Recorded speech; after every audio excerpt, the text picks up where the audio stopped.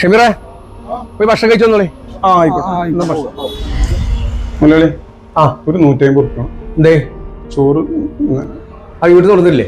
ഇല്ല, അവിടെ ആളില്ല, പെണ്ണുങ്ങൾ ഓളോടെ പോയതാ. ശമ്പളത്തിന് കുറിച്ചോളൂ. എനിക്ക് ആഴ്ചയിലാകെ 2-3 പണിയുള്ളൂ. ഇടക്കിടക്ക് ഇങ്ങനെ വാങ്ങിയാൽ എന്താ പേര് ഉണ്ടാവുക? ശരി, കണക്കിന്റെ കൂട്ടാ. സുരേഷേ ഒരു 150 ഉറുപ്പിക എടുത്താ. ഇത് അവന്റെ കണക്കിൽ ചെയ്ത് വെച്ചോ.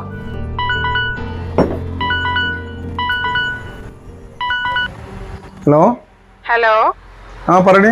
ഞങ്ങൾ ഇവിടെ എത്തിക്കണേ. ആ വന്നോ? ആ ആ ശരി ശരി ശരി. നിങ്ങൾ കഴിച്ചോ? ആ ഞങ്ങൾ തിന്നിട്ടാ വന്നത്. ആ ആ ഓക്കെ ഓക്കെ ശരി. പിന്നെ ആ ഇവിടെ സാധനങ്ങളൊന്നുമില്ല. ആ സാധനങ്ങളോ? ആ കൊണ്ടുവരാം. എന്തൊക്കെയാ? അരിയും പച്ചക്കറിയൊക്കെ വേണം. ശരി ശരി ശരി. മോൾക്ക് എന്തോ പറയാണ്ട്. എന്നാ കൊടുക്ക്. ഹലോ പച്ചിയെ, പറ മോളെ. എനിക്ക് കളർ പെൻസിലും ഡ്രോയിങ് ബുക്കും വേണം. തന്നെ? ആയിക്കോട്ടെ. ആ വെച്ച് കൊണ്ടുവരാട്ടോ. പിന്നെ മുട്ടായി വേണം ട്ടോ. ആ പിന്നെ വാടകയ്ക്ക് ഹൗസ് ഓണർ വന്നിരുന്നോ? നാളെ തന്നെ കൊടുക്കണമെന്നാ പറഞ്ഞത്. കൊടുക്കട്ടോ. കൊടുക്കാം. ആയിക്കോട്ടെ ശരി.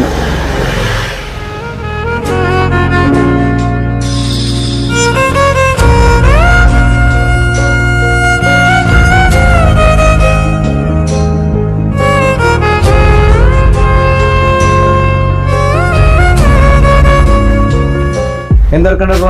കൊടുക്കണ്ട, ഞാൻ എനിക്കൊരു കോള് വന്നിട്ടുണ്ട്. ഒരു വർക്ക് തീർക്കണ്ട, തീർത്തിരിപ്പണ്ട് വരാം കേട്ടോ. ഒരാൾ വന്നിട്ടുണ്ട്. ശരി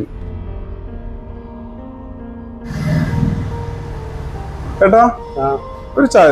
കടി വേണമെങ്കിൽ കടി വേണ്ട.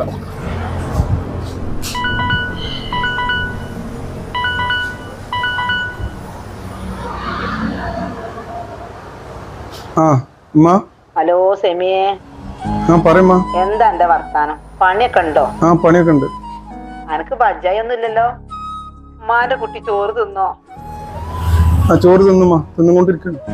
എന്തെങ്കിലും ഇടങ്ങേറുണ്ട് എനിക്ക്? എന്താ കുട്ടികളൊക്കെ വർത്താനം? കുട്ടികൾ വരലുണ്ടമ്മ. എന്താ ഉമ്മാന്റെ കുട്ടിക്ക് എന്തെങ്കിലും പ്രശ്നമുണ്ടോ? ഇല്ലേ. ഇജ്ജ് എന്താ കരയുണ്ടോ? ഇല്ല. ഇജ്ജ് ചോറ് തിന്നുമ്പോ കരയാൻ പാടില്ലട്ടോ. പടച്ചോനും ഉമ്മാന്റെ കുട്ടിക്ക് മാത്രം ഇങ്ങനത്തെ ഇടങ്ങേറ്, കടകളും ബുദ്ധിമുട്ടും മാത്രം. ഒക്കെ ശരിയാവുമ്മ. എന്നാ അതൊക്കെ ഒന്ന് തീരാ. ഒക്കെ കാണുന്നു, പടച്ചോൻ കാണണ്ടല്ലോ. എന്ന് അനക്ക് വേണ്ടിയ ഉമ്മാന്റെ പ്രാർത്ഥന. ആയിക്കോട്ടെ,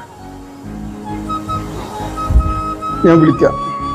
ആയിക്കോട്ടെ, ഉമ്മ പ്രാർത്ഥിക്കും.